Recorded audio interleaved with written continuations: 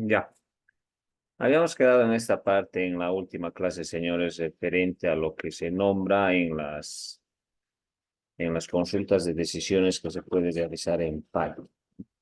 Si recapitulamos un poquito al uso de este tipo de estructuras, nosotros acá podemos ver, por ejemplo, ¿no?, que cuando uno utiliza una estructura, en este caso una estructura simple, nosotros podemos tener en este sentido. Miren, acá vamos a ir dibujando y les voy a explicar cómo era el diagrama. Entonces, si recordamos, nosotros habíamos estudiado ya esta parte del diagrama de lo que es una decisión simple, ya que dada una condición, yo podía tener un camino de verdad y un camino de falso para su resolución. Entonces, ¿qué hacía el programa? Ingresaba acá, ¿no? Ingresaba el programa, se preguntaba una condicional y de acuerdo a esa condicional, por ejemplo, podía haber un camino, que en este caso sería por verdad, donde hace alguna acción o donde hace algún proceso. Y si esa condición no se cumplía, de la misma manera podía venir por el otro camino que es el falso y también podía realizar otra acción. A esto nosotros le denominamos como las decisiones con la palabra if. ¿No? Y justamente hicimos nosotros ejercicios con el if, donde nosotros, por ejemplo, hemos encontrado que dado un número por teclado, hemos dicho si es positivo o negativo. Después hemos hecho el ejercicio de identificar si un estudiante reprobó o aprobó la materia, sabiendo que su nota mínima era de 51 puntos para aprobar.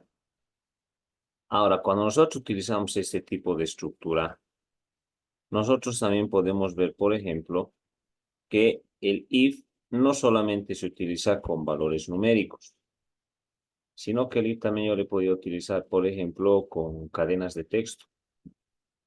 Justamente acá se nombraba esa parte donde me mencionaba que el if también puede manejarse así con cadenas de texto. O sea, esas condiciones que uno compara, los primeros ejercicios que uno se pone a hacer siempre es comparando, por ejemplo, numerales, ¿no? Que si es menor, que si es mayor.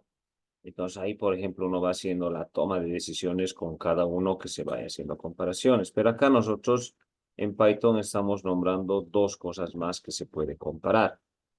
Una es utilizar, por ejemplo, lo que se denomina al if comparando con cadenas de texto, ¿no?, con las famosas cadenas de texto. Y una cadena de texto en programación no es más que un texto puro, ¿no? Una palabra pura. Ahora, ese texto puro puede ser una palabra o puede ser una cadena de palabras o varias palabras, como en este caso. ¿Bien? En este caso, mi cadena, ¿qué decía? ¿Cómo estás? ¿No? Mi cadena decía, ¿cómo estás? Pero esta mi cadena que dice, ¿cómo estás? Y yo al ingresar con el if, me echo ese interrogante, ¿no es cierto? Me echo esa condición de que si cadena es igual a hola. Ahorita en este momento cadena, por ejemplo, tiene el valor de cómo estás, ¿no? Esa es la palabra que está guardado en esa variable cadena.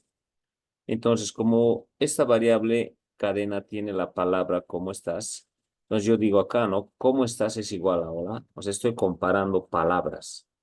Y nosotros sabemos que la palabra cómo estás no es igual a la palabra hola, ¿no es cierto? Entonces, como no es igual, en este caso, en este ejemplo, lo que se activa ver el else por el no. Y ahí yo decía que la cadena no es igual a hola, ¿no? Es como si hubiera entrado así, miren, que yo tendría así mi decisión. Y aquí adentro es como si yo le estuviera preguntando cadena, ¿no? Esa cadena, si es igual a hola. Ahí. Si esa cadena es igual a hola. Ahora, si esa cadena era igual a hola, me hubiera sacado esa impresión, ¿no? Me hubiera sacado esa impresión de que es igual, ¿no? Entonces aquí hubiera sacado es igual a hola. Ahí. Es igual a hola. Pero si no se cumple, me saca el mensaje de no es igual a hola, ¿no? Entonces me saca ese mensaje, no es hola, digamos así. No es hola, ¿no? Me saca ese tipo de mensaje. ya sea por verdad o ya sea por falso. En programación, verdad vendría a ser el if y el falso vendría a ser el else, ¿no? El else. Entonces, ahí tenemos nosotros, por ejemplo, la estructura que en Python no siempre se hace las comparaciones con con números, sino también hace con cadenas. Pero también en Python lo nuevo me dice que esta condicional if, es decir, esta condición de sí y no, también puedo utilizar en listas, ¿ya? En listas. Y una lista ya no es solo un valor, un dato. Una lista puede contener múltiples datos, ¿ya? Múltiples datos. Como en este caso, miren, acá tenemos nosotros la lista y esa lista en este momento tiene dos datos, ¿no es cierto? Tiene ahí 2,4. Yo puedo seguir agregando a esta lista más valores, ¿no? Acá yo puedo poner coma, 5, coma, 8. Entonces la lista puede ir creciendo, ¿no? En este sentido. Ahora, una lista, como repito, una lista ya no es solo un valor como una variable, porque una variable, nosotros sabemos que una variable solo almacena un valor, solo almacena un dato, no sea cual sea el tipo de dato que almacene. Por ejemplo, una variable puede almacenar un número, puede almacenar un valor booleano, puede almacenar un número decimal, una cadena de texto, un carácter, pero uno, solo uno. Mientras que cuando hablamos de lista, ya estamos hablando de un conjunto de valores, ¿no? Conjunto de valores que pueden ser numéricos, conjuntos de valores que pueden ser decimales, conjunto de valores que pueden ser textos, ¿ya? O pueden ser también caracteres. Entonces, de esa manera, por ejemplo, las listas crecen, ¿no? Crecen a medida que los datos se vayan asignando. Pero el if, ¿en qué lo utilizo en la lista? ¿Ya? Si bien con el if ahora ya no puedo decir yo mayor, menor, igual, distinto, porque ese mayor, ese menor, esa igualdad se hace generalmente cuando hay un solo dato. Pero en este caso, como son varios valores dentro de la lista, yo puedo verificar, por ejemplo, uno de los recursos que se utiliza dentro de las listas es comparar con el if si esa lista tiene datos o no tiene datos, ¿no? Ese es el detalle que nosotros manejamos en este caso. Si yo le digo, por ejemplo, si la lista tiene o no tiene, miren, acá tengo yo un if, pero en el if lo que estoy utilizando es if not lista. Entonces yo ahí que estoy preguntando, ¿no? Si la lista está vacía. Entonces yo digo aquí, no hay datos en lista, ¿no? Entonces, si es que no existieran datos, va a entrar por el verdad y va a decir la lista está vacía. Pero si la lista tiene datos, se va a ir por el no y va a imprimir la lista no está vacía, ¿no? Porque en este if not es lo que me estoy preguntando. No hay datos en lista, ¿no? O la lista está vacía, no, la lista no está vacía y me imprime. También puedo utilizar en ese tipo de estructuras dentro del if. Y cuando habíamos ejecutado nosotros esto, ¿no?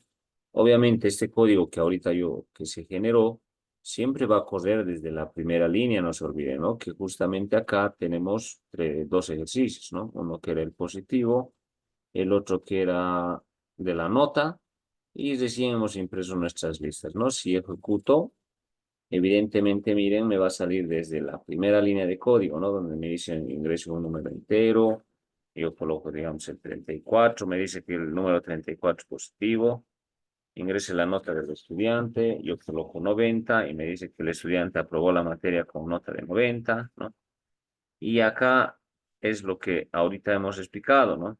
Este mensaje que estoy remarcando cuando me dice la cadena no es igual a hola, es en la comparación que hicimos con palabras. Y el otro mensaje que me sale donde me indica la lista no está vacía es con la comparación en lista, ¿no?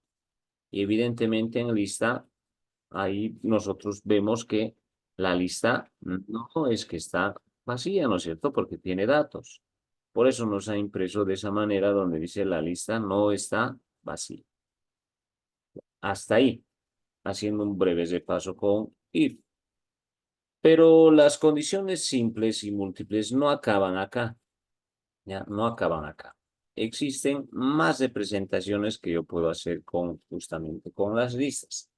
Y ahí tenemos, señores, nosotros los famosos if anidados. ¿Cuándo es un if anidado? Entonces aquí yo puedo poner, acá entonces vamos a hablar de los if anidados.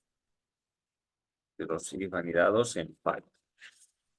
Cuando hablo yo de los if anidados en Python, lo que trato de implementar ahora, si el if, por ejemplo, me daba una condición de decisión, ¿no? Donde mi decisión era una comparación, y de acuerdo a esa comparación, yo tomaba caminos por verdad o por falso, el if anidado, ¿ya? Esto consiste en incluir más sentencias if, ¿ya? Así diremos, una o más sentencias del if dentro de otras if, Suena medio redundante, ¿no es cierto? Pero si nosotros lo analizamos, esta teoría que estoy poniendo, a ver, me dice un if anidado en Python, consiste en incluir una o más sentencias, espera que está mal escrito, más sentencias if dentro de otras if. Eso a nosotros nos va a permitir en generar una serie de comprobaciones, pero comprobaciones de forma sucesiva. Y al hacer comprobaciones de forma sucesiva, nos van a permitir a nosotros tomar decisiones más complejas en base a una condición. Es decir, mi if ya se va a convertir así en condición sucesiva, anidada. ¿Cómo vendría a ser su gráfica, por ejemplo, de esto? Yo puedo tener un if, miren, yo puedo tener un if en este estilo. Yo puedo tener acá una condición, y lo voy a llamar condición 1, que vendría a ser mi primera. Entonces yo puedo tener ahí falso y puedo tener verdadero. Dentro de verdadero, yo puedo hacer otra condición. Ya estoy creando una o más sentencias if dentro de otras, así como me indica la teoría. Esto puede ser condición 2, que también tiene dos caminos. Tiene una condición de verdad y tiene una condición de falso. Pero resulta que por falso acá también tiene otra condición. ¿Ya? También tiene otra condición. Entonces, esto es verdad, esto es falso. Entonces, este cesaría acá, este vendría a cesar con este, y este cesaría con el final. Entonces, aquí vendría a ser mi condición 3. Entonces, si observamos nosotros esa gráfica, miren, estamos nosotros denotando la teoría, ¿no es cierto? Estamos dando cumplimiento a esa teoría, porque la teoría me decía, y ahí está escrito, que los if anidados en Python consisten en incluir una o más sentencias if dentro de otras if. Acá miren, por ejemplo, yo tengo esto, vamos a hacer con amarillo. Y mi if principal, es decir, mi decisión principal vendría a ser esta, mi decisión principal, ¿sí? Por dentro, acá tenemos otra. Ahí, lo voy a hacer ahora en cuadro. Ahí está, otra. Pero dentro de este hay otra, miren, hay otra. Entonces, mis if ahí están dentro de otras if, dentro de otras if. Y las comparaciones entonces se van a realizar de forma sucesiva, una debajo de la otra. ¿Tiene límite? No tiene límite, ¿ya? No tiene límite las condiciones que se eligen. O sea, no puedo decir yo, por ejemplo, ¿ya? Por debajo van a haber 15 sentencias if por debajo. No, no.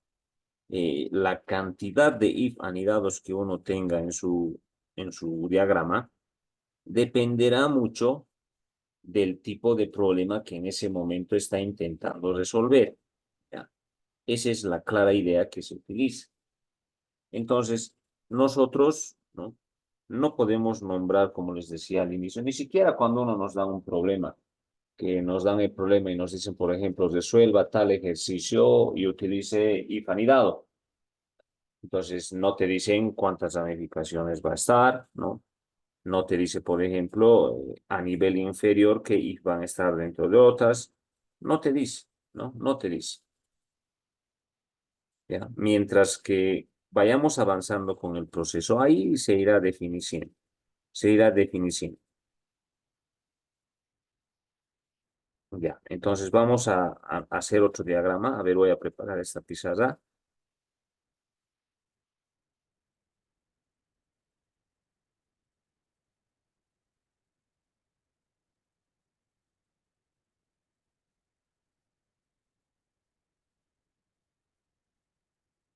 Ya.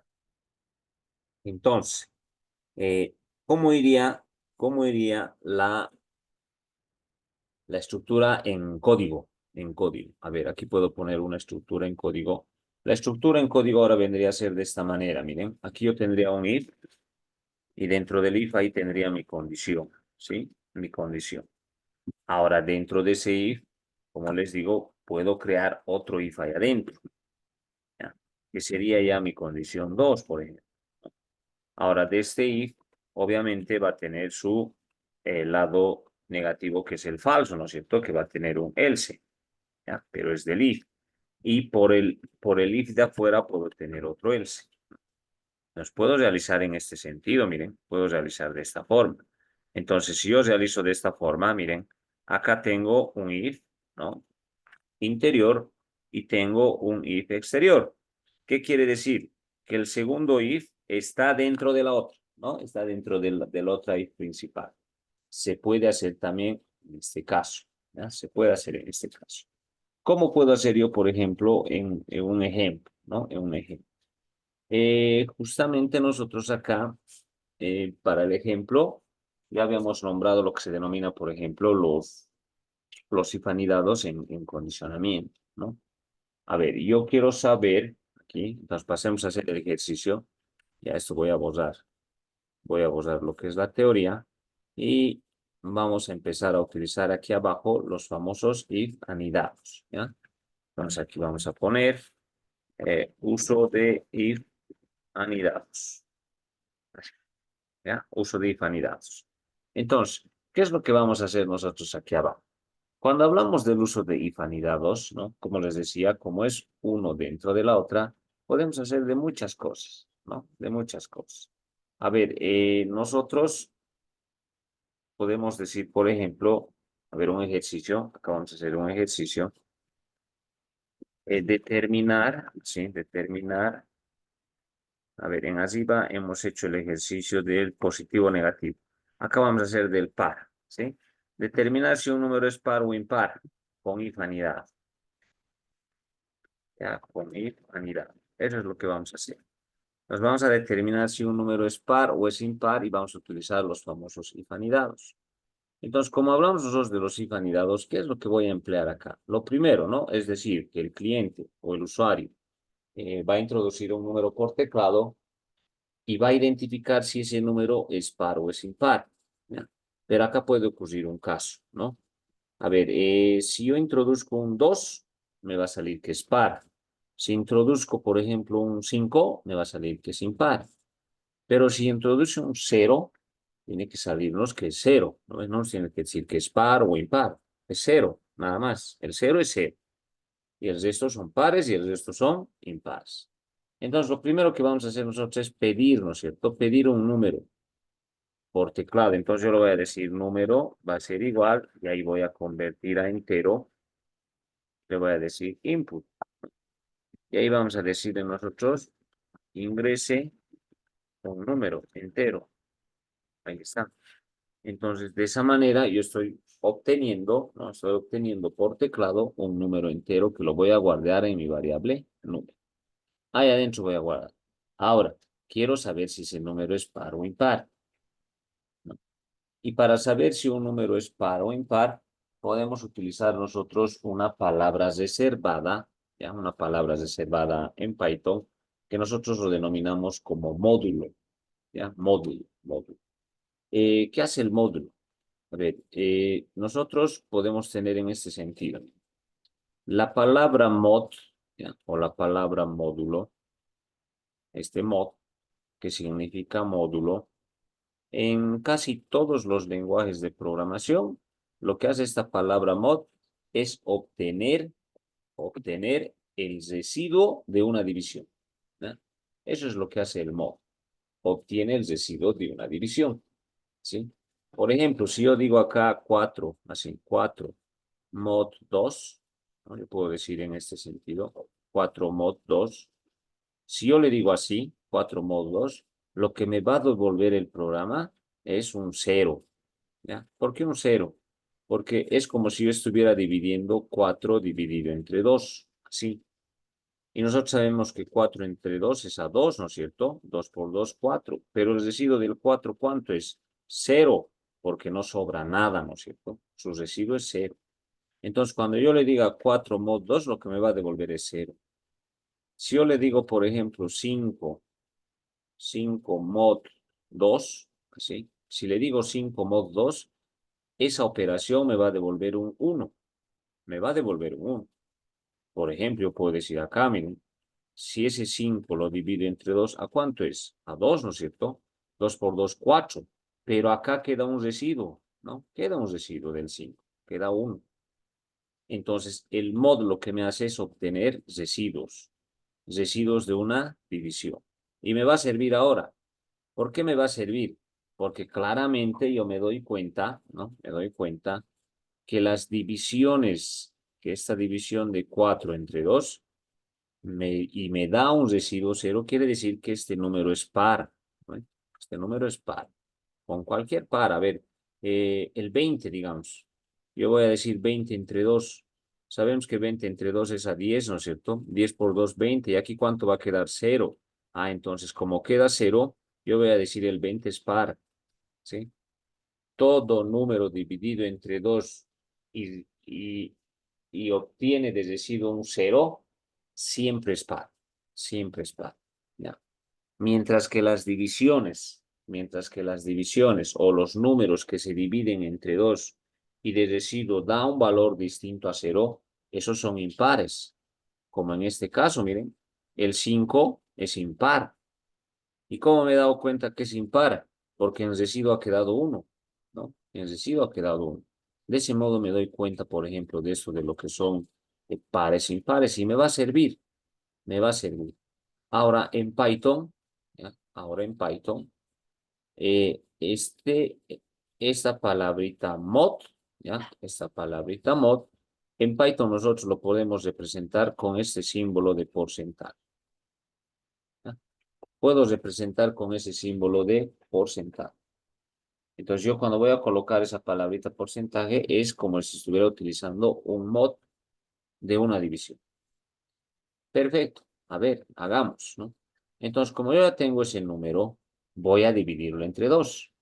Pero esa división entre 2, yo voy a utilizar dentro de un if, ¿no? Dentro de un if. Yo puedo decir, por ejemplo, acá if, ¿ya? Que le puedo decir número mod, aquí, número mod 2. Mod 2, ¿sí? Al decir número mod 2, ¿por qué número? Porque el número ha introducido un valor el usuario, ¿no es cierto? Ha introducido, vamos a suponer que ha introducido un 4, justamente. Y 4 mod 2 hace un momento hemos dicho que nos va a devolver 0, ¿no es cierto? 4 mod 2 nos va a devolver un 0, es su residuo. Y ese 0 quiero comparar yo y le voy a decir si es igual a 0, justamente. Si es igual a 0. De ese modo. Entonces, cuando yo haga esta parte, ¿no? Cuando yo haga esta parte, al decir, por ejemplo, número mod 2 es igual a 0, yo lo estoy diciendo, ese residuo de ese mod es 0. Si es 0, ¿qué va a pasar? ¿No? Ya es par, ¿no es cierto? Ya es par. Ah, entonces yo voy a decir acá, print, y voy a decir el número, ¿no? Ahí, el número es par, ¿sí? Pero acá vamos a imprimir nosotros de forma más completa, ¿no? A ver, el número, y aquí vamos a poner, nos vamos a acordar de las variables que hemos usado, ¿sí? Ahí podemos definir así, coma, ponemos número, ¿sí? Coma, y colocamos comilla, es par, así. Quiero que salga en ese sentido. el número es par. Listo. Cuando me va a servir. El número, ese está de más, ¿no? Entonces vamos a decir aquí. El número 4 es par, digamos. Así quiero que me implique. Ahí tengo el primer if, ¿no? Y si no se cumple, ¿no? Si no se cumple, entonces, ¿qué voy a decir? Yo acá directamente podría decir por no, no me así, por no, por el else. Yo directamente podría decir print, ¿no? El número es impar, ¿no? Número, el número es impar. Yo podría utilizar en este sentido. Pero fíjense que solamente estoy utilizando un solo if, ¿no? Un solo if. Y esto ya no es decisión anidada, ya no es un if anidado, ¿no es cierto? Simplemente es un if, nada más. Un if que tiene dos caminos, verdad o falso. Pero no estoy utilizando el anidado. Si quiero utilizar el anidado, ¿no? Entonces, ahorita este ejercicio me va a funcionar, normal, ¿ya? Me va a funcionar. Pero solamente me va a funcionar con una condición de decisión, ¿no? Pero ¿qué pasa con el cero, ¿no? ¿Qué pasa con el cero? Porque con el cero, ¿qué pasa si el usuario va a introducir cero? Me va a decir, a ver, 0 mod 2, 0 divide entre 2 es igual a 0, sí, me va a decir que es par. Pero yo quiero que el programa me diga, bueno, 0 es 0. No quiero que me diga es par o es impar, ¿sí? Si lo dejo ahí, 0 va a salir par. Y ahí voy a utilizar un if anidado, ¿no? Entonces acá, en el else, cuando va a ingresar al else, ahí adentro voy a comparar. Voy a comparar nuevamente y ahí voy a decir si ese número es igual a 0. Si el número es igual a 0. Si el número es igual a 0, entonces, ¿qué voy a decir? Simplemente que el número es 0. No voy a imprimir nada más. Entonces voy a decir print y ahí adentro voy a poner el número es 0. Simplemente eso. 0 es 0. Pero si no, ahí voy a utilizar un else. Si no, recién que me diga que el número tantos es impar. Recién. ¿Ya? Recién. Ahora sí estoy utilizando un if anidado, ¿no? Ahora sí estamos utilizando un if anidado.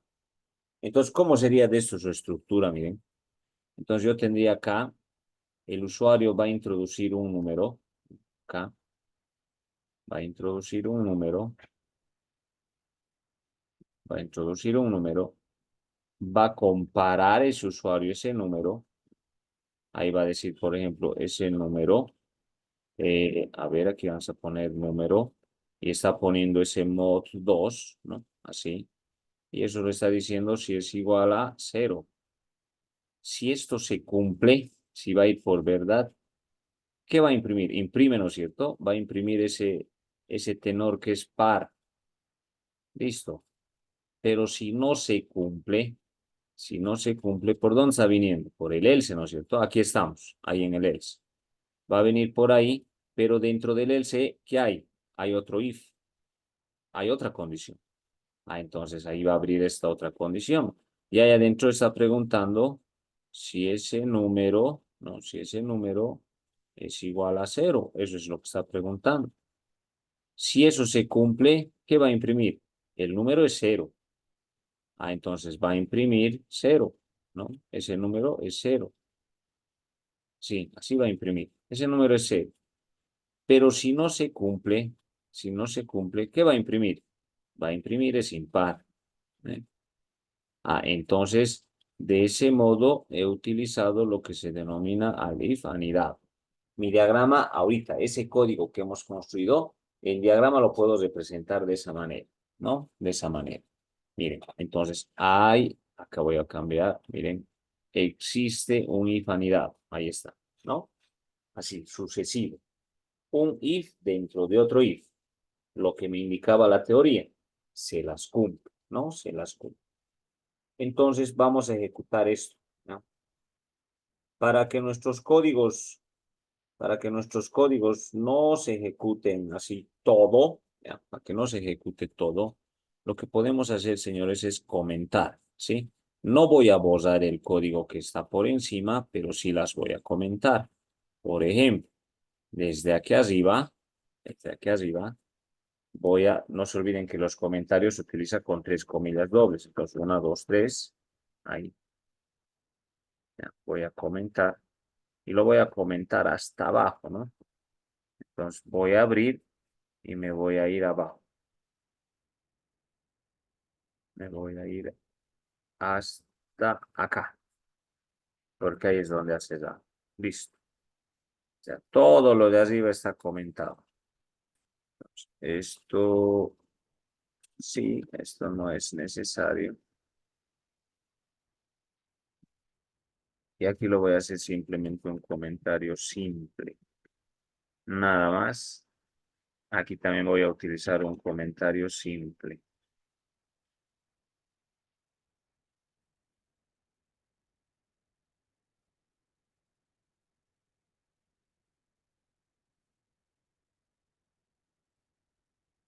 A ver,